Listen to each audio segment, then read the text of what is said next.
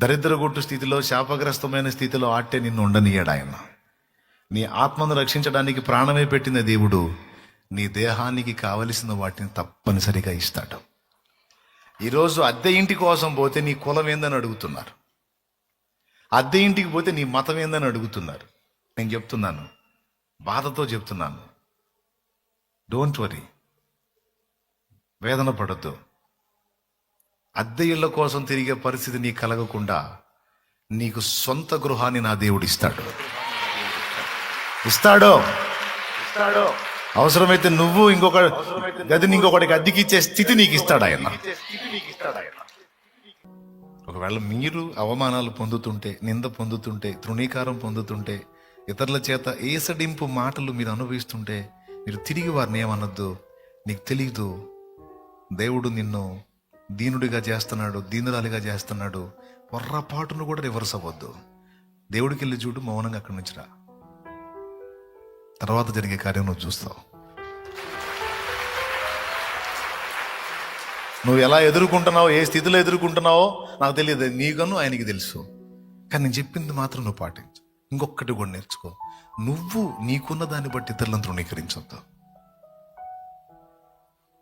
నువ్వు ఇతరులను తృణీకరించకుండా కూడా జాగ్రత్త పడు. నీకున్న దాన్ని బట్టి ఉప్పొంగొద్దు. నువ్వు అదొక్కటి జాగ్రత్త చేసుకున్నావు, ధన్యుడు అవుతావు. ఈ మాటని దేవుడు మీకు తెలియజేయమని చెప్పాడు. తగిన కాలమందు ఆయన మిమ్మల్ని హెచ్చించడానికి ఒక కాలమును నిర్ణయించి పెట్టాడు.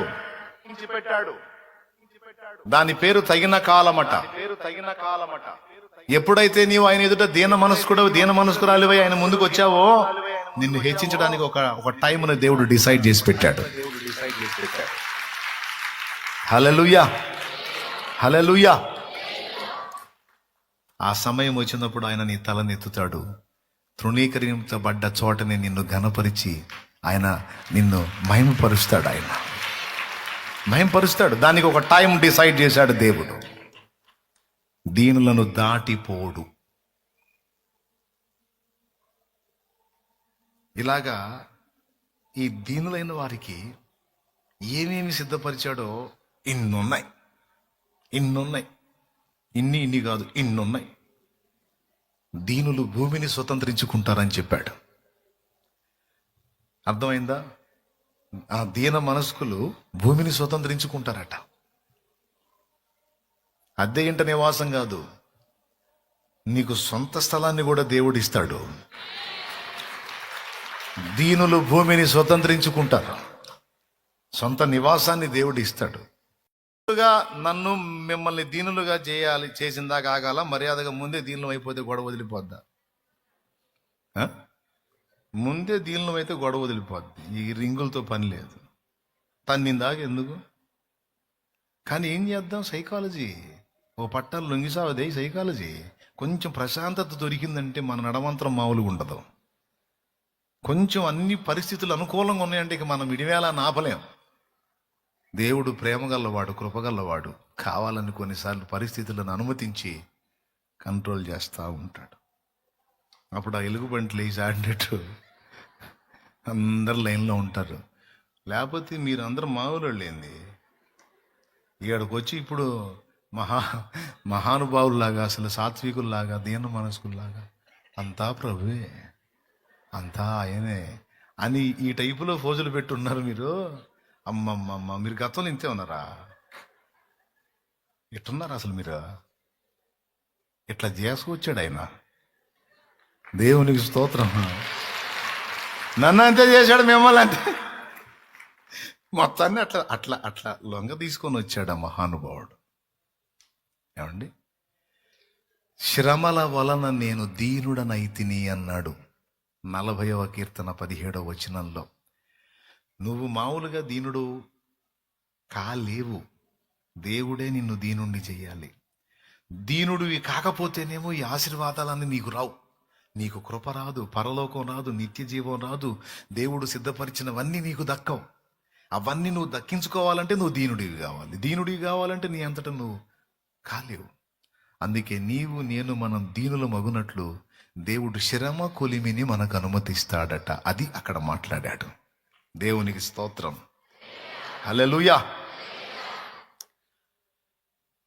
మనుషులు రెండు రకాల వాళ్ళు ఉంటారు, బాగా వినండి. రెండు జాతులు మనుషులు ఉంటారు. ఒక జాతి మనుషులు కాస్త సెగ తగిలిందంటే బెండ్ అవుతారు, కొద్దిగా నొప్పి తగిలిందంటే కంట్రోల్లోకి వస్తారు. ఇంకో జాతి మనుషులు ఉన్నారు, నొప్పి తగిలే కొద్ది ఇంకా నడమంతరంగా తయారవుతారు. అర్థమైందా? నొప్పి తగిలే కొద్దీ ఇంకా నడమంతరంగా తయారవుతారు. నేను చెప్పింది ఒట్టిది కాదు, ప్రకటన గ్రంథం చూడాలంటే కావాలండి, ప్రకటన గ్రంథం చూడండి. ఒక పక్క మొత్తుతుంటే సిగ్గుపడి మారు మనసు పొందాల్సింది పోగొట్టి ఇంకా తిడుతున్నారంట దేవుణ్ణి. చూడండి,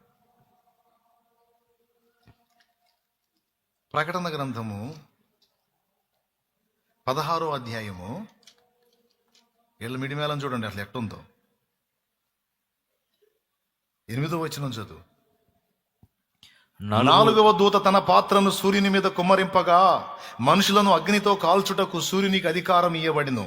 కాగా మనుషులు తీవ్రమైన వేడిమితో కాలిపోయి ఈ తెగుళ్ల మీద అధికారము గల దేవుని నామమును దూషించిరి గాని ఆయనను మహిమపరచినట్లు వారు మారు మనసు పొందిన వారు కారు. వీళ్ళకి శ్రమ ఎందుకు వచ్చింది? అయ్యో దేవుడా, మేము పాపం చేశాం నాయనా, మేము మామూలు కాదు నాయనా, మా పాపాలు క్షమించయ్యా, మమ్మల్ని మన్నించి ఈ శ్రమ నుంచి మమ్మల్ని విడిపించయ్యా అంటారేమో అని శ్రమను అనుమతిస్తే వీళ్ళ నడమంత్రం చూడెట్టుందో. ఈ తెగుళ్ల మీద అధికారం కలిగిన దేవుని నామాన్ని దూషించిరి గాని తమ చెడు నడతను విడిచిపెట్టి మారు మనసు పొందిన వారు కారు. ఇప్పుడు చెప్పండి, రెండు జాతుల మనుషులు. ఒక జాతి ఏమో శ్రమ కలిగితే విధేయత చూపి లోబడి బెండయ్యే టైపు. ఒక టైప్ ఏమో, ఒక జాతి వాళ్ళేమో శ్రమ పెట్టినా మారనోళ్ళు. అర్థమైందా? ఇద్దరిని అదే విధంగా టచ్ చేస్తాడైతే నువ్వు దీనుడవు, దీనురాలు. ఎందుకంటే శ్రమ తగిలినప్పుడు నీవు దేవునికి లొంగావు, అదే నీ అదృష్టం. నువ్వు దేవునికి విధేయత చూపావు ఈ శ్రమ వలన. ఎంతమంది ఒప్పుకుంటారండి? దేవుని సహవాసానికి వచ్చిన వాళ్ళలో పెక్కుమంది శ్రమ కొలిమిలో నుండే నేను దేవుని పాదాల దగ్గరికి వచ్చాను అన్నోళ్ళు చేతులు ఎత్తండి, అట్లా గదిలించండి. అది అందరూ శ్రమ కొలిమిలో నుండే వచ్చారు అంటే ఒప్పుకున్నారు. ఒక పట్టానైతే లొంగే పరిస్థితి వచ్చింది, అప్పుడు లొంగారు. మరి ఇప్పుడు కోపం రాలేదా దేవుడి మీద? ఏమయ్యా, నన్ను ఇట్ట రప్పించడానికి నాకు ఇన్ని బాధలు పెట్టాలా నువ్వా? ఏందయ్యా, ఒక తోముడు దోమేవాగా నన్ను అని నువ్వు అడుగుతావు అనుకో. ఆయన ఏమంటాడు తెలుసా? ఆ తోముడంతా నిన్ను ఆశీర్వదించాలనే బిడ్డ అంటాడు ఆయన. అదంతా నిన్ను దీవించాలనే. కాల్చబడకపోతే స్వర్ణం విలువ పొందలేదు, చీల్చబడకపోతే మేఘం వర్షాన్ని ఇవ్వదు. కాల్చబడకపోతే స్వర్ణం విలువ పొందలేదు, చీల్చబడకపోతే మేఘం వర్షాన్ని ఇవ్వదు. దున్నబడకపోతే భూమి పంటనివ్వలేదు, ఎక్కబడకపోతే శిల్పం కాదు. శ్రమల కొలిమిలో కాలకపోతే యేసు రూపు రాదు. నువ్వు శ్రమల కొలిమిలో కాలకపోతే యేసు రూపు రాదు. నమ్మునేస్తమా, ఇది సత్యం, పీడబోకుమా విశ్వాసం. నీ ఆశ నిరాశ వేదన ఎందుకు? నీ కన్నీరు కలకాలముండదు, కలతే చెందకు. దేవునికి మహిమ. హల్లెలూయా. ఇప్పుడు చెప్పండి, మనమందరం కృప పొందినట్లు మనకేం అవసరమైంది? ఆ శ్రమ మనల్ని ఎక్కడికి తీసుకొచ్చింది? దీన మనస్సుకు తెచ్చింది. ఆ దీన మనస్సు మనకు వచ్చుట ద్వారా మనకేమి లభించింది? కృప లభించింది. ఆ కృపలో మనకేమి లభించింది? సమస్తము లభిస్తాయి కృపలో. దీన మనస్సు గలవారికి దేవుడు ఏమిస్తానన్నాడు? కృపనిస్తాడు. అంతేకాదు, వారు హెచ్చింపబడటానికి దేవుడు డిసైడ్ చేశాడంట. దేవుడు దీనులను తెగ ఇష్టపడతాడండి. అంతేకాదు, వాళ్ళని హెచ్చించడానికి కూడా ఇష్టపడతాడు. అహంకారులనేమో అణగదొక్కుతాడు. ఆయన బలీయమైన చేతి కింద దీన మనస్కులైన వారిని తప్పనిసరిగా హెచ్చిస్తాడు. ఆయన తిరుగుబాటు చేసిన సౌలును తొక్కాడు. ఆయన చేతి కింద దీన మనస్కుడై ఉన్న దావీదుని పైకెత్తాడు. ఆయన రాజయ్యాడు. ఓ రోజు మందసాన్ని తీసుకొని వస్తున్నారు. రాజవస్త్రాలు ధరించుకొని ఉన్నాడు. మందసాన్ని తీసుకొని వస్తున్నారు. ఆ మందసం ముందు రాజు అయిన దావీదు నాట్యం చేయటం మొదలుపెట్టాడు. దేవుణ్ణి ఆరాధించటం మొదలుపెట్టాడు. ఆ మందసం ముందు దేవుని ఆరాధించటం మొదలు పెడితే తన వస్త్రాలు, ఒంటి మీద ఉన్న వస్త్రాలు ఊడిపోయిన సంగతి కూడా పట్టించుకోవటంలా. ఏమండి చూడండి ఏ టైపులో ఆయన దేవుని అదిగో చూడండి, తన ఒంటి మీద ఉన్న వస్త్రాలను కూడా పట్టించుకోవట్లే. ఆయన అవన్నీ పోయినాయి.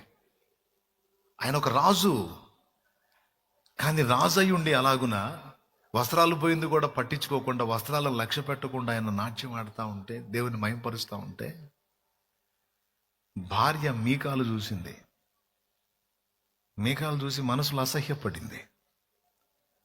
ఈ లేబర్ సరుకు మొత్తం రాజులైతే ఇంతే ఉంటుంది, రాజు అంటే ఆ టీవీ, ఆ దర్పం, ఆ దర్జా, ఆ పొజిషన్ అది మెయింటైన్ చేయాలి. అది మా డాడీకి సరిపోయింది. మా డాడీకి ఇదంతా గొర్రెలు కాసుకునేసరికి ఈ సరుకుని తీసుకొచ్చి రాజుని చేస్తే ఇంతే ఉంటుందని ఏమేమనుకుందో మహాతల్లి. మీకాలు ఏ కాలు? ఏ కాలు? మీకాలు దావీదు భార్య అంటది కూడా. రాజు అయిన నీవు ఆ రాజదర్పాన్ని ప్రదర్శించకుండా హీనుడొకడు ప్రవర్తించినట్లు ప్రజల ఎదుట నువ్వు ప్రవర్తించావు, నీకు సిగ్గు అనిపించలేదా అని ప్రశ్నిస్తుంది ఆమె. అప్పుడు దావీదు ఏమంటాడో తెలుసా? మీకాలు గొర్రెలు కాసుకునేవాడిని నేను, అందరి చేత తృణీకరించబడ్డోండి నేను, అధోగతిలో ఉన్నోండి నేను, నా కుటుంబం ఏ పాటిది. కానీ నన్ను తీసుకొచ్చి తన ప్రజయగు ఇశ్రాయేలు మీద రాజును చేశాడు నా దేవుడు. మీకాలు, నీ తండ్రి సింహాసనాన్ని లాగివేసి నాకు ఇచ్చాడు నా దేవుడు. మీకాలు, ఈ ప్రజల మొత్తానికి నేను రాజుని, కానీ నా దేవునికి ఎప్పుడు నేను దాసునే.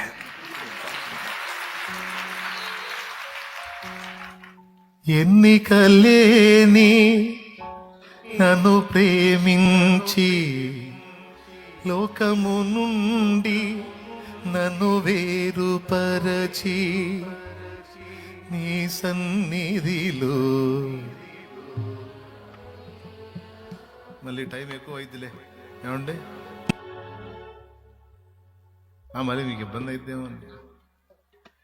ఎన్నికలేని నన్ను ప్రేమించి లోకము నుండి నన్ను దూరపరచి నీ సన్నిధిలో, నీ కౌగిలిలో, నీ సన్నిధిలో, నీ కౌగిలిలో నిత్యము నిలువగా పిలిచావు. మలిన బ్రతుకును నూతన పరచి, మలిన బ్రతుకును నూతన పరచి పరిమళ సువాసనగా నన్ను మార్చినావు. హల్లెలూయా యేసయ్యా.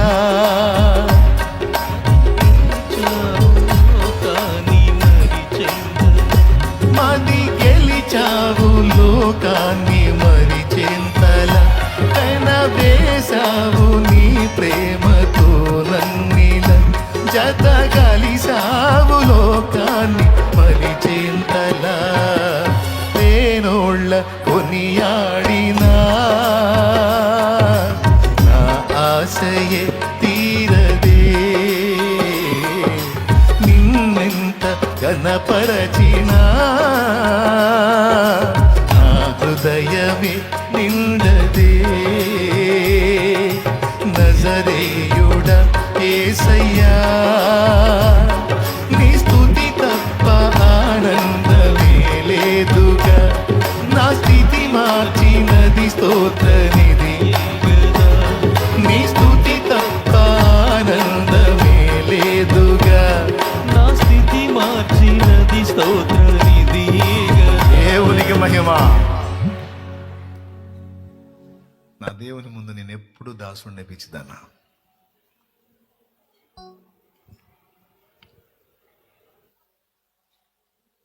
దీనులకు కృపనిచ్చే దేవుడు నా దేవుడు.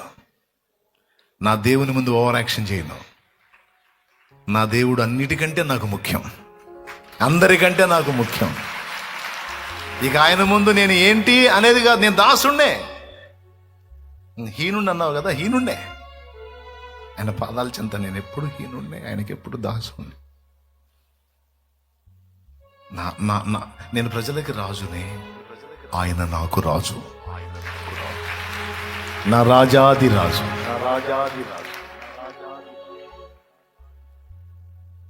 పిల్లరా, ఆ విధంగా మనం కృప పొందినట్లు మనల్ని దీనులుగా ఆయన చేసి మనల్ని హెచ్చించడానికి ఇష్టపడతాడండి.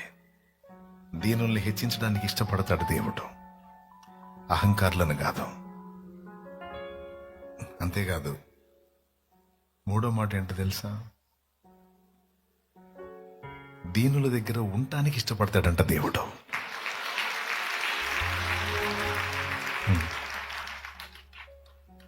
వినయము గలవారి యొద్దను, దీన మనసు గలవారి యొద్దను ఆయన ఉండటానికి ఇష్టపడతాడంట. అది ఎంత అద్భుతమైన విషయమో. ఎవరైతే దేవుని ఎదుట దీన మనస్కులై ఉంటారో, ఎవరైతే దేవుని ఎదుట దీనులై నడుచుకుంటారో వాళ్ళ దగ్గర దేవుడు ఉంటాడు, వాళ్ళతోనే ఉంటాడు దేవుడు. చెప్పండి, నీకేం కావాలి? కృప కావాలి. ఇంకేం కావాలి? ఫస్ట్ ఏదో చెప్పినట్టున్నాను, రక్షణ అండి, నిత్య జీవం అండి, పరలోక రాజ్యం అండి. ఏం కావాలి మీకు? పరలోక రాజ్యం. ఏం కావాలి? నిత్య జీవం. ఏం కావాలి? నిత్య రక్షణ. ఏం కావాలి? కృప కావాలి. ఇంకా ఏం కావాలి?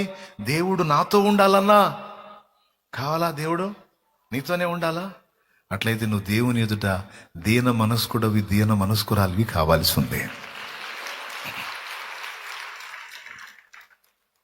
దీన్ని ఖచ్చితంగా సాధన చేయాలి మనం. మీకు గాలి ఇబ్బందిగా ఉందా? ఫ్యాన్ వేయమంటారా? ఇబ్బంది ఏం లేదు కదా? రైట్, ముగిస్తాలే, నేను మిమ్మల్ని ఎక్కువ ఇబ్బంది పెట్టను. కానీ ఈ మాటని దేవుడు మీకు తెలియజేయమని చెప్పాడు. తగిన కాలమందు ఆయన మిమ్మల్ని హెచ్చించడానికి ఒక కాలమును నిర్ణయించి పెట్టాడు. దాని పేరు తగిన కాలమట. ఎప్పుడైతే నీవు ఆయన ఎదుట దీన మనస్కుడు, దీన మనస్కురాలివై ఆయన ముందుకు వచ్చావో, నిన్ను హెచ్చించడానికి ఒక టైంను దేవుడు డిసైడ్ చేసి పెట్టాడు. హల్లెలూయా, హల్లెలూయా. ఆ సమయం వచ్చినప్పుడు ఆయన నీ తలనెత్తుతాడు. తృణీకరించబడ్డ చోటని నిన్ను ఘనపరిచి ఆయన నిన్ను మహిమపరుస్తాడు. ఆయన మహిమపరుస్తాడు. దానికి ఒక టైం డిసైడ్ చేశాడు దేవుడు. దీనులను దాటిపోడు. ఇలాగా ఈ దీనులైన వారికి ఏమేమి సిద్ధపరిచాడో ఇన్నున్నాయి. ఇన్ని కాదు, ఇన్నున్నాయి. దీనులు భూమిని స్వతంత్రించుకుంటారని చెప్పాడు. అర్థమైందా? ఆ దీన మనస్కులు భూమిని స్వతంత్రించుకుంటారట. అద్దె ఇంట నివాసం కాదు, నీకు సొంత స్థలాన్ని కూడా దేవుడు ఇస్తాడు. దీనులు భూమిని స్వతంత్రించుకుంటారు, సొంత నివాసాన్ని దేవుడు ఇస్తాడు. దరిద్రగొట్టు స్థితిలో, శాపగ్రస్తమైన స్థితిలో ఆట్టే నిన్ను ఉండనీయాడు ఆయన. నీ ఆత్మను రక్షించడానికి ప్రాణమే పెట్టిన దేవుడు నీ దేహానికి కావలసిన వాటిని తప్పనిసరిగా ఇస్తాడు. ఈరోజు అద్దె ఇంటి కోసం పోతే నీ కులం ఏందని అడుగుతున్నారు, అద్దె ఇంటికి పోతే నీ మతం ఏందని అడుగుతున్నారు. కులం మతం రెండు అడుగుతున్నారు. ఎంతమంది ఒప్పుకుంటారు? అవునా కాదా? కొంతమంది కన్నీళ్లతో వస్తున్నారు నా దగ్గరికి, ఇల్లు దొరకట్లేదన్నా. నేను చెప్తున్నాను, బాధతో చెప్తున్నాను, డోంట్ వరీ, వేదన పడద్దు. అద్దె ఇళ్ల కోసం తిరిగే పరిస్థితి నీకు కలగకుండా నీకు సొంత గృహాన్ని నా దేవుడు ఇస్తాడు. అవసరమైతే నువ్వు ఇంకొక గదిని ఇంకొకటికి అద్దెకిచ్చే స్థితి నీకు ఇస్తాడు ఆయన. కానీ నీ దగ్గర అద్దెకి వచ్చిన వాళ్ళు నువ్వు అడగవాకు, కులాలు గిలాలు ఆ దరిద్రం అడగవాకు. కొంతమంది అడుగుతున్నారు.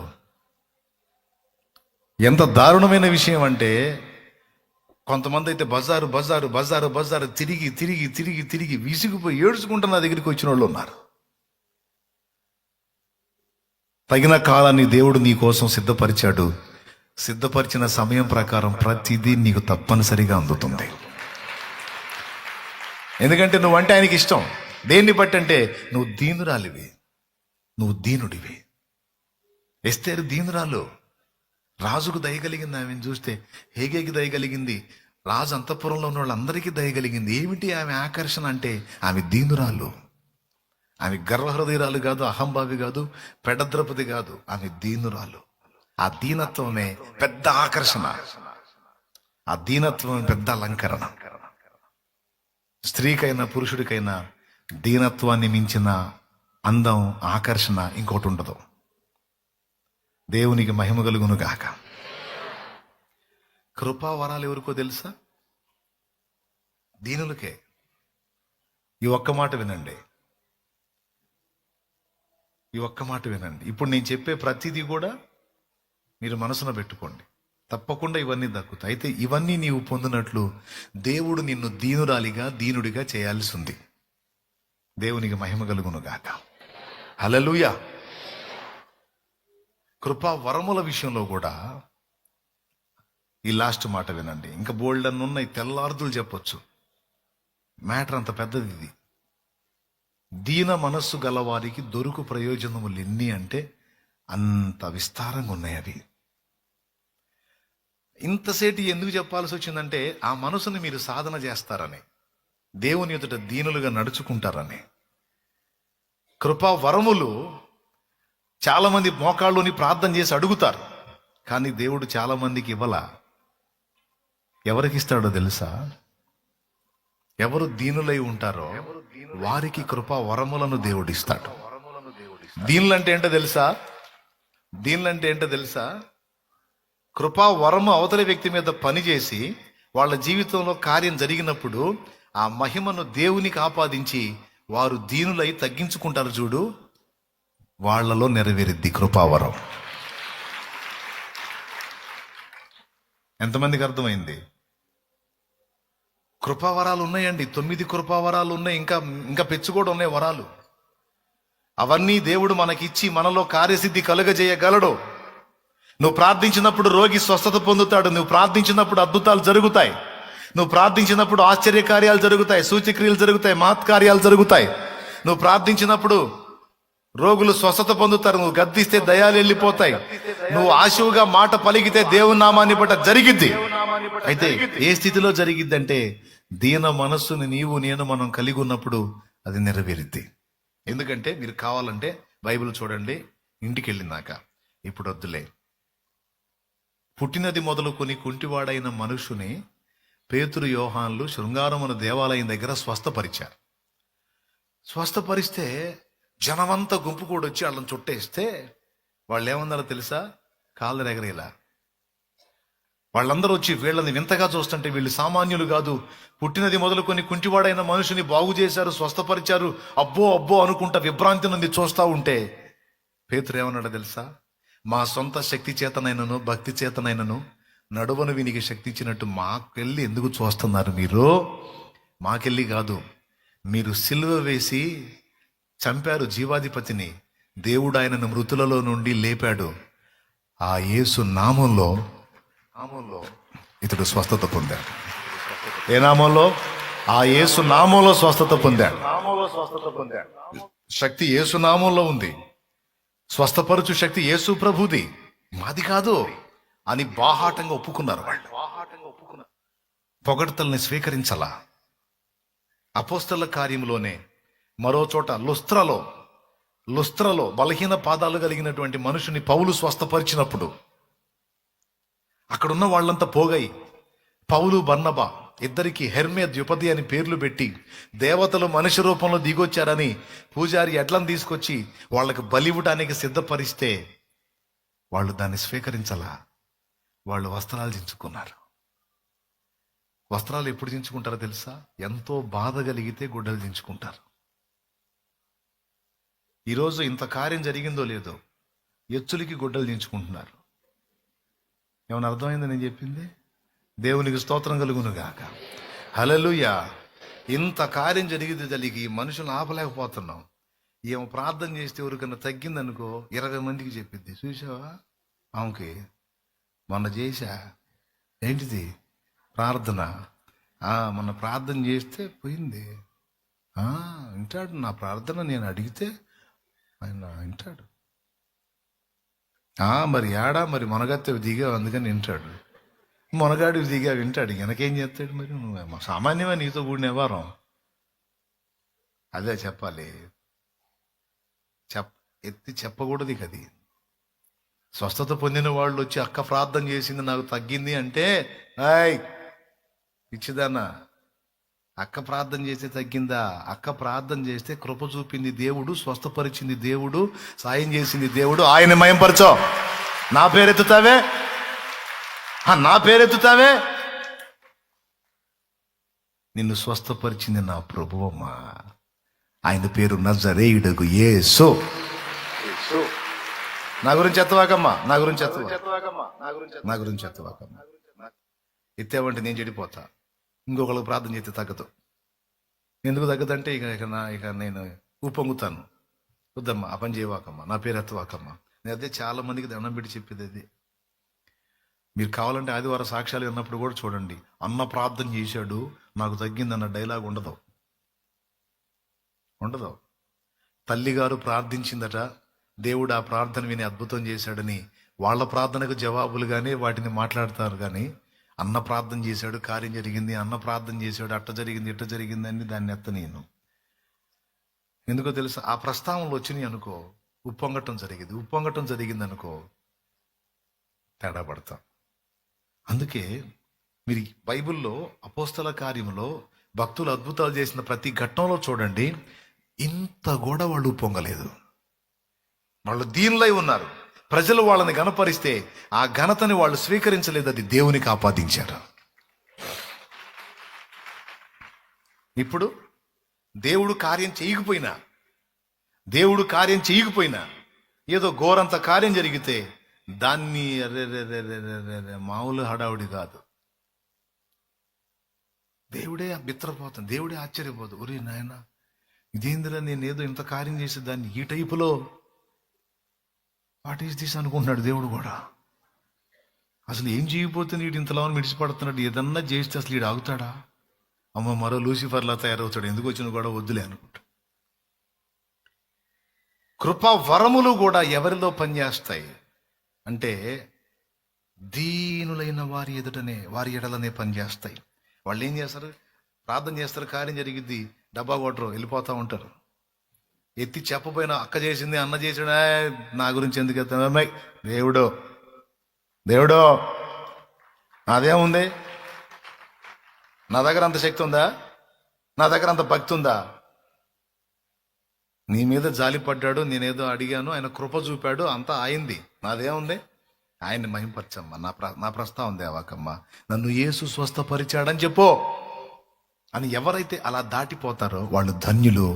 వాళ్ళు చేతులుంచిన కార్యం జరిగింది, వాళ్ళు ప్రార్థించిన కార్యం జరిగింది. ఎందుకంటే ఆ మహిమను వాళ్ళు స్వీకరించరు, దేవుని మహిమను వాళ్ళు దొంగిలించరు.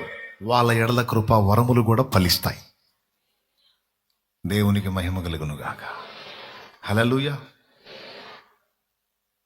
చెట్టు మనకు ఒక పాఠం నేర్పిద్దండి. చెట్టు తెలుసా మీకు? కాయలు లేనప్పుడు చెట్టు అలా పైకి ఉంటుంది, కాపు కాసే కొద్దీ వంగిపోతూ ఉంటుంది చెట్టు. అంటే ఏం నేర్పుతుందో తెలుసా? దేవుడు నీలో ఫలాలు వ్యక్తపరిచే కొద్దీ నువ్వు దీనురాలివై తగ్గించుకో, ధన్యుడు అవుతావు అని చెప్పి నేర్పుతుంది. ఎవరిలో ఈ కార్యాలు జరగాలి, ఎవరిలో ఈ ఆత్మవరాలు పనిచేయాలి అంటే ఎవరు దీనులుగా ఉండటానికి ఇష్టపడతారో, తమను తాము మరుగు చేసుకొని దేవుని మహింపరచడానికి ఇష్టపడతారో వాళ్ళు ప్రార్థించినప్పుడు తప్పనిసరిగా కార్యాలు జరుగుతాయి. తన్ను తాను ఎక్స్పోజ్ చేసుకునే పాస్టర్ ఎంత తోపు పాస్టర్ అయినా వాడి చేతే కార్యం జరగదు. కానీ ఒక సామాన్యురాలు తన్ను తాను మరుగు చేసుకుని దేవుని మాత్రమే మహింపరిచే ఒక సామాన్యురాలు ప్రభా ఈ బిడ్డకు సాయం చేయని అనిపోతే చాలా జరిగింది. ఎంతమందికి అర్థమైంది నేను చెప్పేది? ఒక సామాన్యుడు ప్రభా ఈ బిడ్డకు సాయం చేయని అటు పలికి వెళ్ళిపోతే జరిగింది. ఎందుకంటే ఆ వ్యక్తి దీనుడు, ఆ వ్యక్తి దీనురాలు. దీనుల ప్రార్థన దేవుడు వింటాడు. మీలో చాలా మందికి రోగాలతో ఉన్న వాళ్ళ కోసం ప్రార్థన చేసి వాళ్ళని స్వస్థపరచాలని ఆశ ఉంటుంది. కానీ ఎందుకు నెరవేరట్లేదో తెలుసా? ఏ కొంచెం నీలో నీ ద్వారా కార్యం జరిగినా అతిశయించే తత్వం నీలో నాలో మనలో కనబడినప్పుడు కార్యాలు జరగనీయడు దేవుడు. ఎందుకంటే మన క్షేమం కోరి. ఏదన్నా జరిగిందంటే మనం ఉప్పొంగుతాం. ఉప్పొంగటం వల్ల మనం దెబ్బతింటాం. అందుకని మన క్షేమాన్ని కోరే కొన్ని కార్యాలు మనలో జరగనీయకుండా అడ్డగిస్తాడు ఆయన. అలా కాకుండా కార్యాలు జరగాలి, నీ వల్ల ప్రజలకు మేలు కలగాలి, దేవుని కార్యాలు నెరవేరాలి, ఆత్మ కృపా వరాలు నెరవేరాలంటే నీకొక్కటే సూత్రం. నువ్వు దీనురాలివై దీనుడివై నిన్ను నువ్వు మరుగు చేసుకోవడానికి ఇష్టపడు. నా తండ్రి నిన్ను వాడుకోబోతే అప్పుడు అడుగు. నా తండ్రి నిన్ను బలంగా వాడుకోపోతే అప్పుడు అడుగు. తప్పనిసరిగా వాడుకుంటాడు.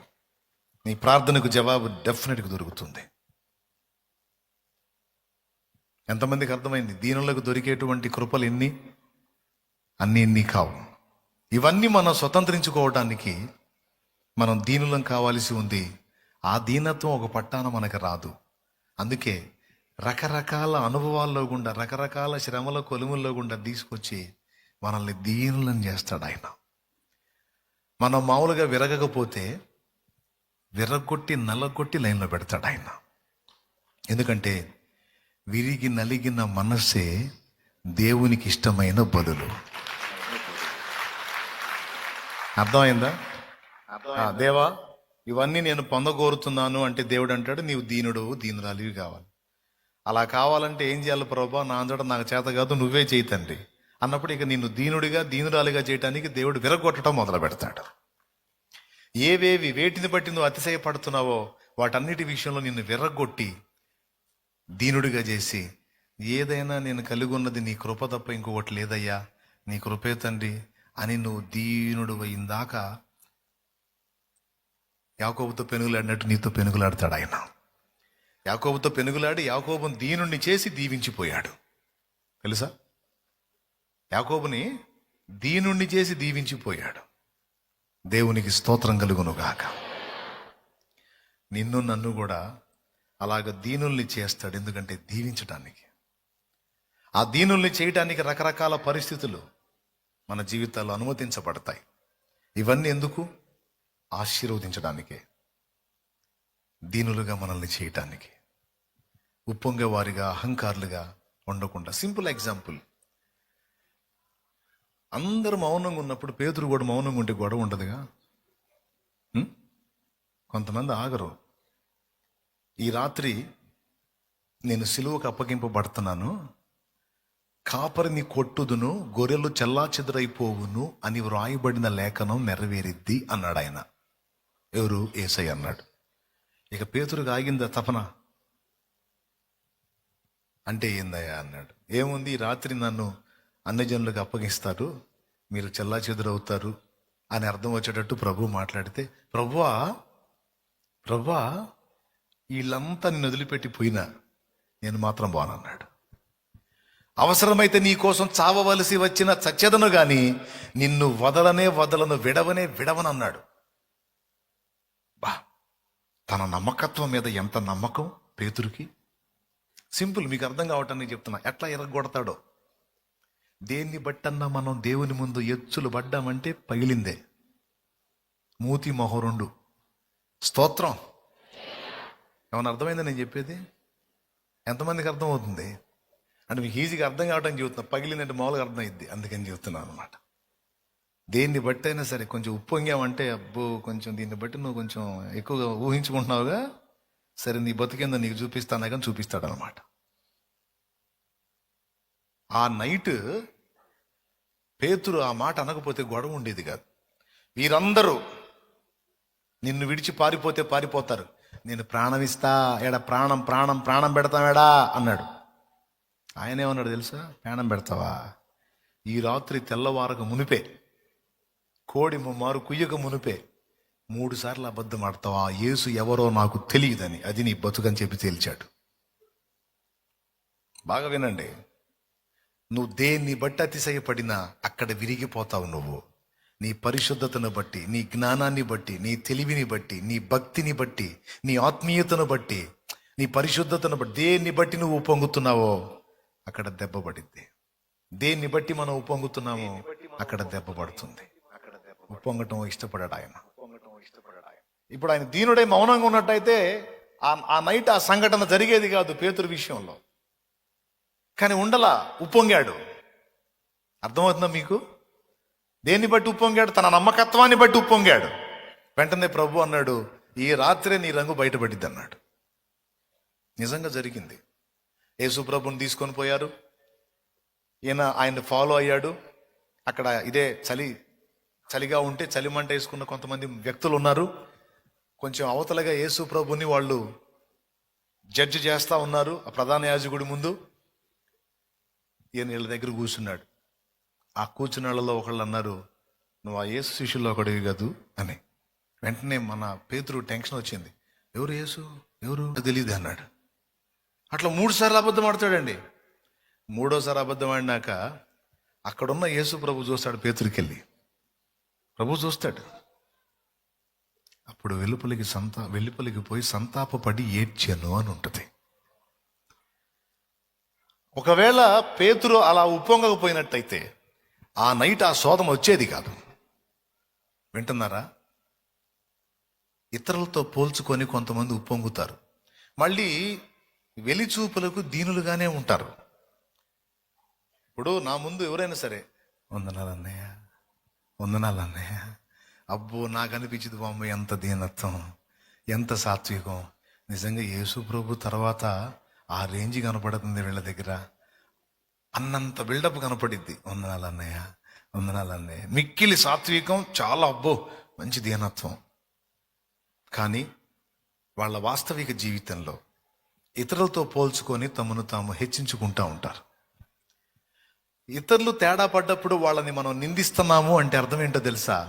వాళ్ళకంటే మనం బాగున్నామని ఉప్పొంగుతున్నాం. ఇతరులు అడుగులు జారినప్పుడు వాళ్ళని మనం తేడాగా ఆలోచిస్తున్నాము, వీళ్ళు తేడా అనుకుంటున్నాము అంటే వాళ్ళకంటే మనం బెటర్గా ఉన్నామని ఉప్పొంగుతున్నాం. తర్వాత పేతురుని యేసుప్రభు అడుగుతాడు, సీమోను వీరికంటే నన్ను ఎక్కువగా ప్రేమిస్తున్నావా అంటే సీమోను అంటాడు, అవును ప్రభు, అది నీకే తెలియను. అంతకుముందేమన్నాడు, నీ కోసం చచ్చిపోతాడు. ఇప్పుడేమన్నాడు, అవును ప్రభు, అది నీకే తెలియను. 3 సార్లు అంతే చెప్తాడు. అంటే అర్థం ఏంటి? నా చేతిలో లేదయ్యా, నా నమ్మకత్వం అయినా, నా నిజాయితీ అయినా, నా పరిశుద్ధత అయినా, నేనేదన్నా కొంచెం మంచిగా బతికినా అదంతా నీ దయ వల్ల జరిగింది, కానీ నా గొప్పతనం కాదు, ఇదంతా నీ కృప. అవతలి వాళ్ళు పడిపోయారు ఆత్మీయ జీవితంలో. ముగిస్తున్నాను, సంతోషంగా చప్పట్లు కొట్టండి. తేడా పడ్డారా? సరే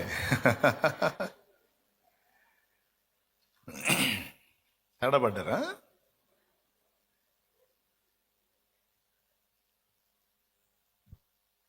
ఇతరులు పడ్డప్పుడు, ఇతరులు అడుగులు జారినప్పుడు, ఇతరులు తప్పుగా ప్రవర్తించినప్పుడు నువ్వు చెప్పాల్సింది ఏంటో తెలుసా? ప్రభువా, నీ కృప వలన నేను ఇట్లా నిలబడ్డాను, కానీ నీ కృప నాకు లేకపోతే నా బతుకు కూడా అంతేగా ప్రభా, అంతకంటే దరిద్రంగా ఉండేవాడినేమో. ప్రభా, నా యందు కనికరపడి నా సహోదరుని తిరిగి లేవనెత్తు అనాలి తప్ప నిందించకూడదు. కానీ మన సైకాలజీ చెప్పండి, యథార్థంగా అబద్ధాలు ఆడకుండా నిజం చెప్తాం. ఎవరన్నా దేవుడిని నమ్ముకున్న వాళ్ళు తేడా పడ్డారనుకో, ఇట్లాంటి వాళ్ళ దేవుడి నామం దూషించబడుతుంది. అమ్మ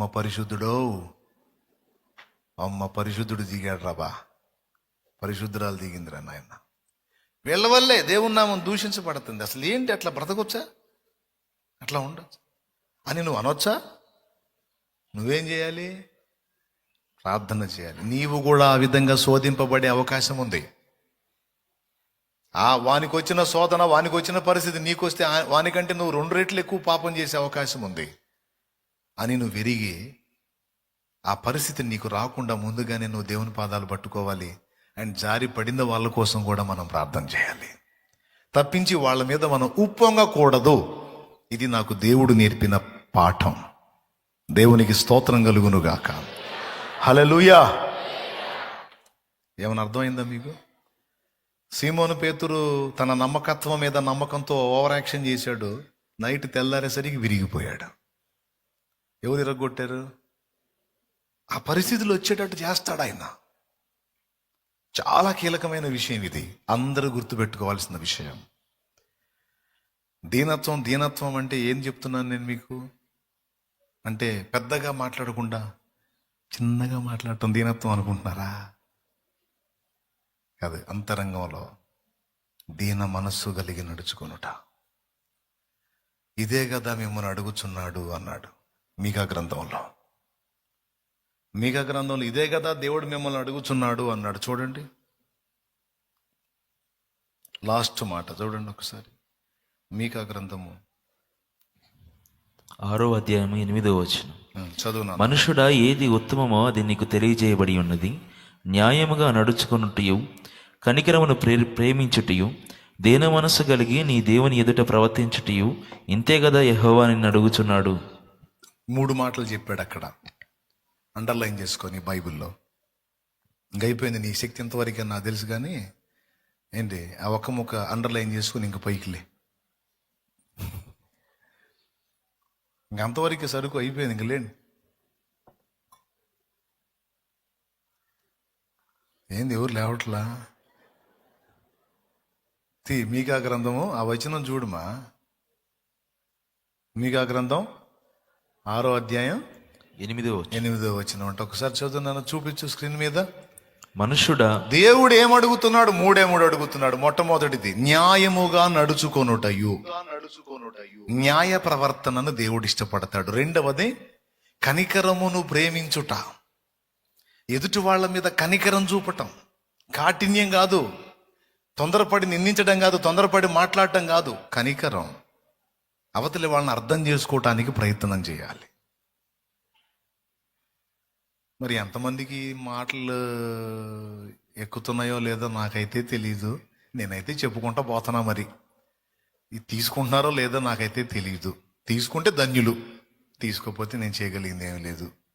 మీరు ఆశగా వచ్చారు, దేవుడు చెప్పమన్న మాటలు మీకు చెప్తున్నాను. 3 ముఖ్యమైన సంగతులు చెప్పాడు. నంబర్ 1, న్యాయ ప్రవర్తన. న్యాయంగా ప్రవర్తించడం నేర్చుకోవాలి, న్యాయంగా ఆలోచించడం నేర్చుకోవాలి, న్యాయంగా మాట్లాడటం నేర్చుకోవాలి.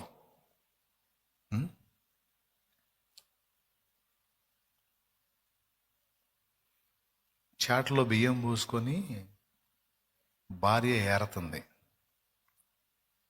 భర్త బయట పోస్ట్ అంటే ఉత్తరం వచ్చింది, ఏమయ్యో ఉత్తరం వచ్చిందంట. పోయాడు, తీసుకొచ్చాడు లెటర్ని, కూర్చున్నాడు. ఎవరు? మన కోడలు సుశీల పంపినట్టుందే ఉత్తరం. కోడలు సుశీల, బా ఏం తగలబెట్టింది? చదువు.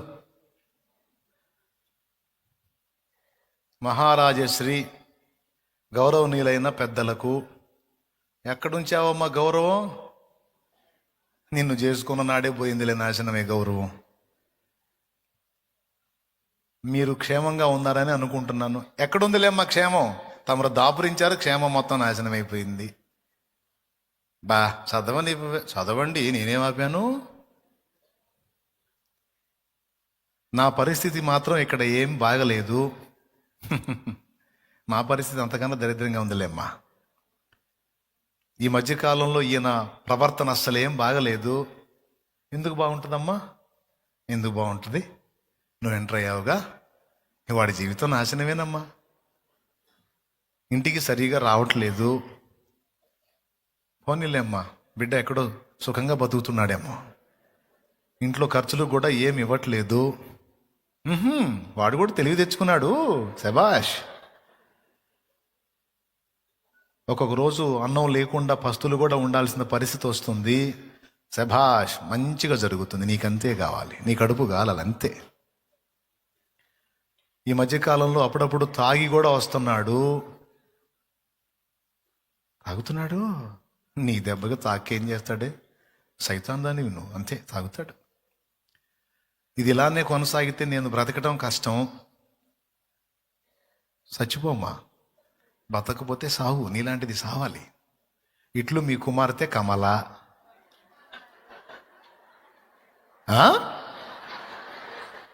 ఎవరు? కమల మనమ్మాయే.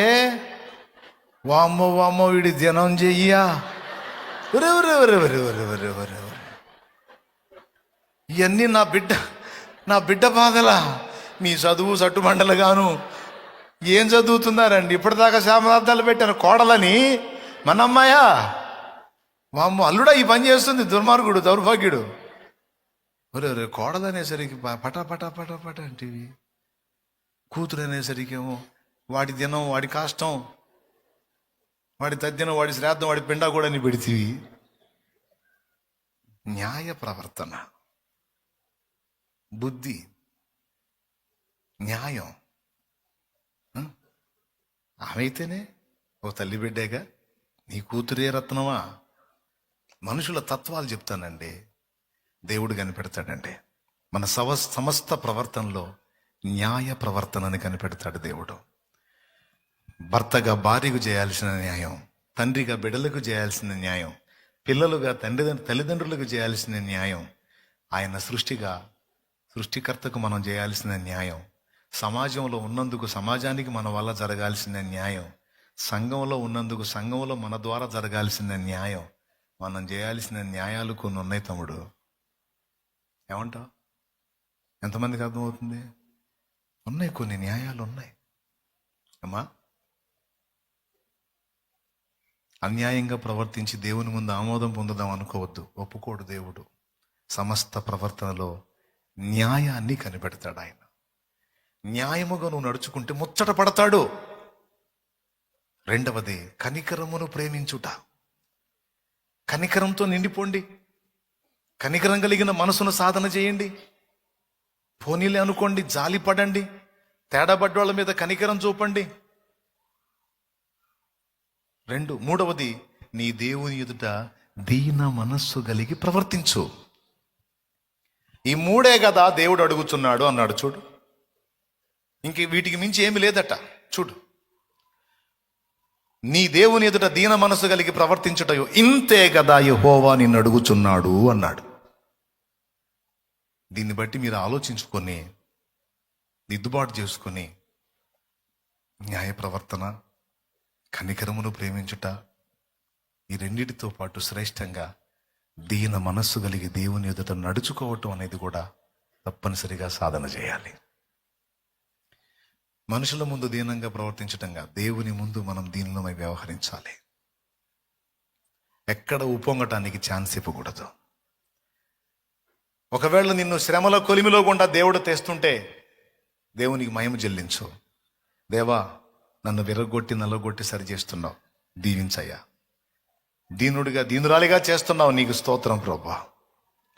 ఎవరి ముందైనా నిన్ను దీనంగా ఉంచాడు దేవుడు అంటే ఆ దీనత్వాన్ని బట్టి దేవునికి స్తోత్రం చెప్పు. తప్పకుండా నిన్ను హెచ్చిస్తాడు ఆయన. ఎవరి ముందైనా నిన్ను దీనుడిగా నిలబెట్టాడంటే డోంట్ వరీ, నిన్ను హెచ్చిస్తాడు ఆయన. కొన్నిసార్లు కొన్ని పరిస్థితులు నేను ఎదుర్కొన్నప్పుడు కొంతమంది ముందు నేను దీనంగా తల ఉంచుకొని నిలబడాల్సి వచ్చింది. కానీ వాళ్ళందరి ముందు తర్వాత దేవుడు నా తల ఎత్తాడు. నీకు ఆ పరిస్థితి రప్పిస్తాడు దేవుడు. కానీ కొన్ని సందర్భాల్లో నిన్ను దీనుడిగా కొంతమంది ముందు నిలబెట్టినప్పుడు తగ్గించుకొనే ఉండు. తగిన కాలం మంది ఆయనే నిన్ను హెచ్చిస్తాడు. ఇది నాకు చాలా ఇష్టమైన అంశం అండి. ఇది నా బిడ్డలుగా, దేవుడు నాకు ఇచ్చిన ఆత్మీయ పిల్లలుగా మీ అందరికీ ఇది నేర్పించాలని నా ఆరాటం. ఎందుకంటే ఇది కానీ మీరు కలిగి ఉన్నారనుకో, కృప దొరికిద్ది. కృపలో అన్నీ దొరుకుతాయి.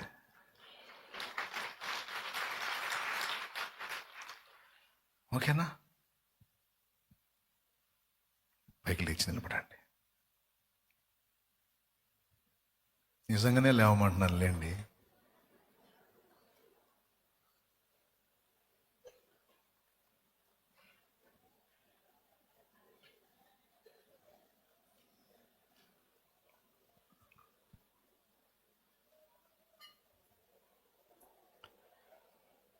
పైకి లేవమన్నా కానీ మాట్లాడమనలేదే. అజయ్, మీ ఇద్దరు లైన్లో ఉన్నారా? ఎంతమందికి నేను చెప్పిన అంశం గ్రహింపులోకి వచ్చిందండి? నా యేసయ్య కూడా తన గూర్చి తాను ఏమని చెప్పుకున్నాడు తెలుసా? నేను సాత్వికుడను, దీన మనస్సు గలవాడను అని చెప్పుకున్నాడు నా తండ్రి.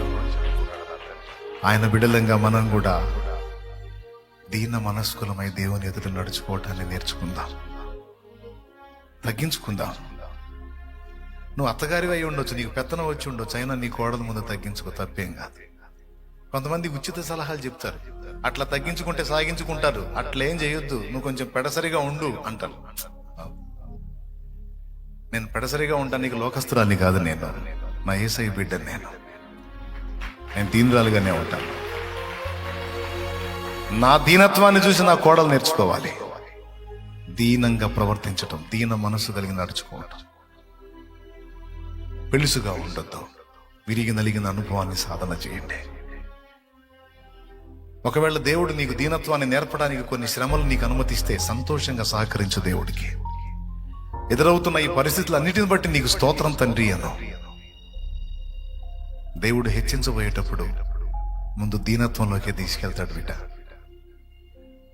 అన్నానికి లేని రోజు నాకు చూపించాడు, వస్త్రహీనత నాకు చూపించాడు, బలహీనత నాకు చూపించాడు, లేమి, కొదువ, కొరత నాకు చూపించాడు, నిందలు మోస్తే ఎలా ఉంటుందో నాకు చూపించాడు, నిందలకు గుండె ఎట్లా బద్దలైద్దో నాకు చూపించాడు. ఇవన్నీ నాకు అనుభవ పాఠాలుగా నేర్పించాడు. దీనంగా నేర్చుకున్నాను ఇవన్నీ. తర్వాత దేవుడు తన కార్యాన్ని జరిగించడం మొదలుపెట్టాడు. హల్లెలూయా.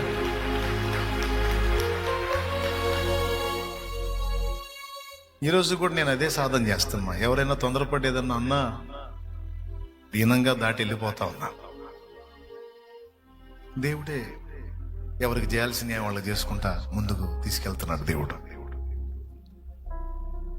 ఉప్పొంగకుండా దీన మనసు కలిగి నడుచుకోవడానికి, ప్రతి విషయంలో జాగ్రత్త పడటానికి ఇష్టపడుతున్నాను నేను. ఇంకా ఎక్కడన్నా ఉప్పొంగుతున్నానేమో అనే భయం ఉంటుంది నాకు. దేన్ని బట్టి నన్ను అతిశయపడుతున్నానేమో అనే భయం ఉంటుంది. దాన్ని పరిశీలించుకుంటా ఉంటాను నేను. ఎందుకంటే దేవుని ఎదుట దీన ప్రవర్తన మనం కలిగి ఉన్నంత వరకు చలనం ఉండదు, ఇక మనకి తిరుగుండదండి. హల్లెలూయా. కాబట్టి ఇది ఏముందిలే అనుకోవద్దు, ఇది ఏముందిలే అనుకోవద్దు. చాలా కీలకమైన విషయం. అలా దీనులైన వాళ్ళందరికీ దేవుడు కృప చూపాడు. కోడిగుడ్లు ఇవ్వండి అని కొట్టుకాడికి పోతే దైవజనుడు పగిలిపోయినటువంటి గుడ్డు 15 పైసలు, పగలని గుడ్డు పావలా, 10 పైసలు తేడా వస్తుంది. అందుకని లీకేజ్ గుడ్లు తెచ్చుకునేవాడు.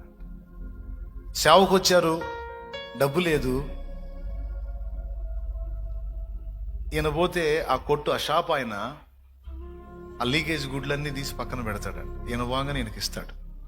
గుడ్డు 15 పైసల కాటికి డబ్బులు కట్టి తెచ్చుకుంటాడు. మామూలు గుడ్డు అయితే పావలా. ఓ రోజు ఆ షాప్ ఓనర్ లేడు, ఆయన భార్య ఉందట. పోయాడు, అమ్మ గుడ్లు కావాలి అన్నాడు. మంచి గుడ్లు, ఫ్రెష్ గుడ్లు ఎన్ని కావాలని అడుగుతుంది. ఈ కాదమ్మా, పగుళ్ళు ఇచ్చిన గుడ్లు, లీకేజ్ గుడ్లు కావాలి అన్నట్టు.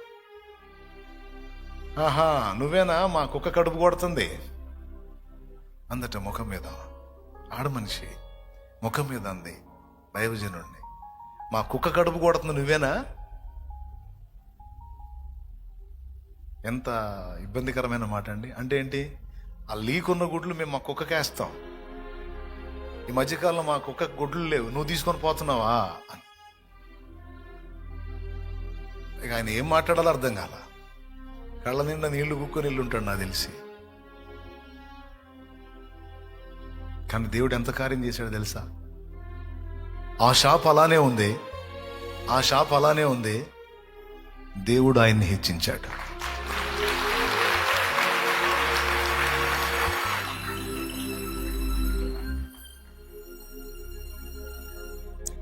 DCM వ్యాన్లు గుడ్లు తోలుకునేటట్టు చేశాడు, గుడ్లు ప్రజలకు పెట్టేటట్టు చేశాడు.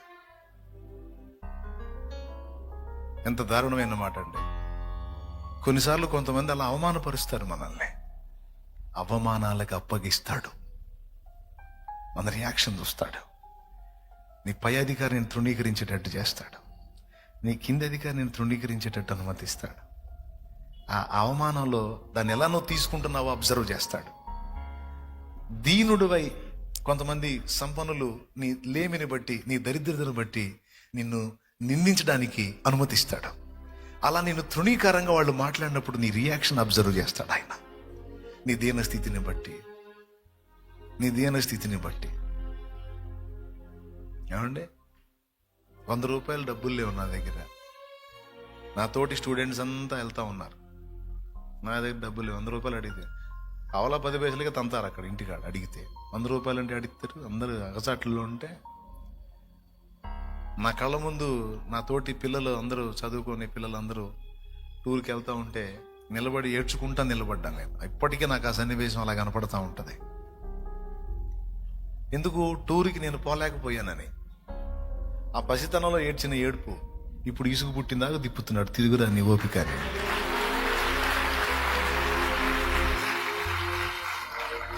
నా తోటి స్టూడెంట్స్ ఎన్ని తిరిగారో నాకు తెలియదు, కానీ ఒకటైతే నిజం, నేను తిరిగిందని అయితే తిరగల వాళ్ళు.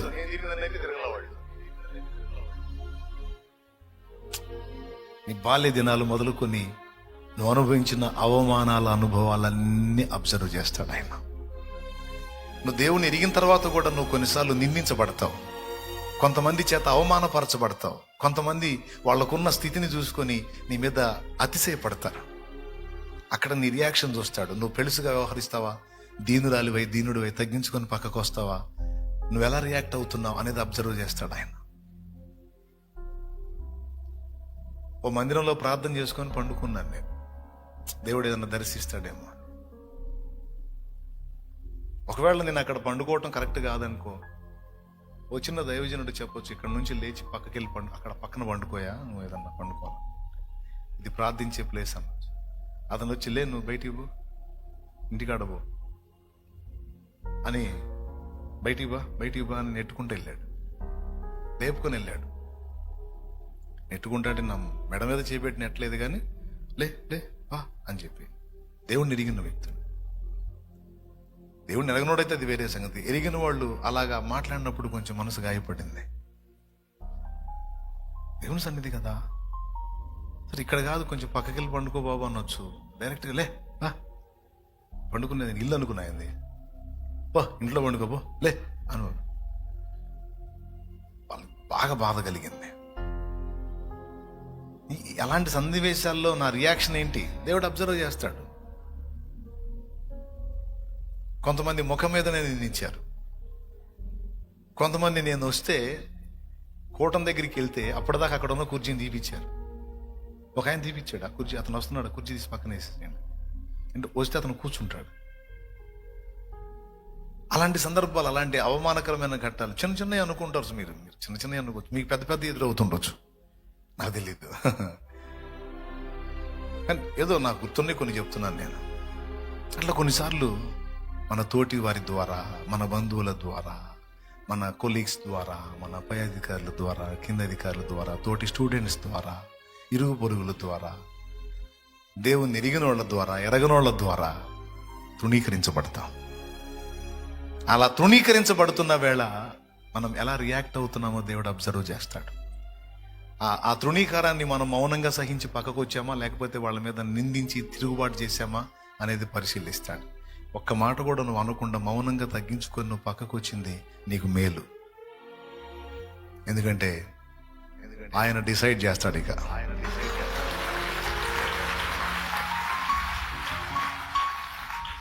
దేవా, ఇంత మాట నన్ను అన్నారు ప్రభా, నలుగురిలో నన్ను ఇంత అవమానపరిచా, ఇది నువ్వు విన్నావుగా, ఇది నువ్వు చూసావుగా. నేను ఎరగని అబద్ధాలు నా మీద నిందలేశారయ్యా. నేను ఎరుగుతున్నా ప్రభా, అది నేను అలా ఉన్నానా అని నిందించాను ప్రభా. నీకు తెలుసు నా దేవుడు అన్యాయస్తుడు కాదు. ఎప్పుడైతే మనం ఆ దీన మనస్సుతో దేవునికి వెళ్ళి చూసామో రాసి పడేస్తాడు. అయిపోయింది ఇంకంతే. దేవునికి మహిమ కలుగును కాదు. ఇక నేను చెప్పటం కాదు, ఇందాక చెప్పాను కదా, 15 పైసలు గుడ్డు ఎక్కడ, డీసీఎం వెహికల్కి గుడ్లు ఎక్కడ, ఆ షాప్ అంతే ఉంది. దేవుడు చేసే కార్యం దేవుడు చేశాడు. అట్లా ఎన్ని కార్యాలు చేశాడో. నాకు నలుగురిలో అవమానపరచబడిన స్థితి. అదే ఈ పాటలన్నీ అయ్యే, ఏదో నేను కల్పించుకొని పాడే కాదు, అనుభవాలు.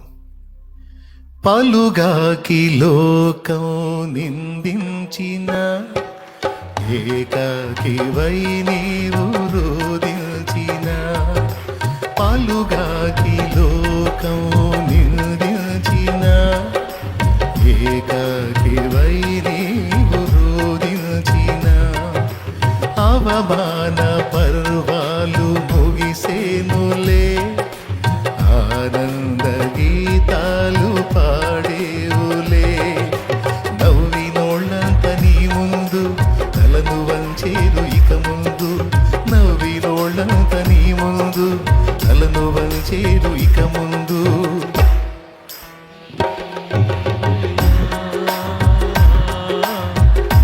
ఎందుక వేదన పొందిన యాతన, దేవుడే మరచునా. దేవునికి స్తోత్రం. ఏ పాటైనా నా అనుభవాల్లోంచి దేవుడిచ్చిందే, ఆయన కృప. చాలా పాటలు కాబట్టి భక్తుల అనుభవాలను తీసుకొని కూడా కొన్ని పాటలు రాసుకున్నాను నేను, యోసేపు లాంటి భక్తుల జీవితాలు తీసుకొని. కాబట్టి ఒకవేళ మీరు అవమానాలు పొందుతుంటే, నింద పొందుతుంటే, తృణీకారం పొందుతుంటే, ఇతరుల చేత ఏసడింపు మాటలు మీరు అనుభవిస్తుంటే, మీరు తిరిగి వారిని ఏమనొద్దు. నీకు తెలీదు, దేవుడు నిన్ను దీనుడిగా చేస్తున్నాడు, దీనురాలిగా చేస్తున్నాడు. పొర్రపాటును కూడా రివర్స్ అవ్వద్దు. దేవుడికి వెళ్ళి చూడు, మౌనంగా అక్కడి నుంచి రా. తర్వాత జరిగే కార్యం నువ్వు చూస్తావు. నువ్వు ఎలా ఎదుర్కొంటున్నావో, ఏ స్థితిలో ఎదుర్కొంటున్నావో నాకు తెలియదు, నీకను ఆయనకి తెలుసు. కానీ నేను చెప్పింది మాత్రం నువ్వు పాటించు. ఇంకొకటి కూడా నేర్చుకో, నువ్వు నీకున్న దాన్ని బట్టి ఇతరులను తృణీకరించొద్దు. నువ్వు ఇతరులను తృణీకరించకుండా కూడా జాగ్రత్త పడు. నీకున్న దాన్ని బట్టి ఉప్పొంగొద్దు. నువ్వు అదొక్కటి జాగ్రత్త చేసుకున్నావు, ధన్యుడు అవుతావు. ఎందుకో ఈ మాట చెప్పాలనిపించింది, చెప్పా.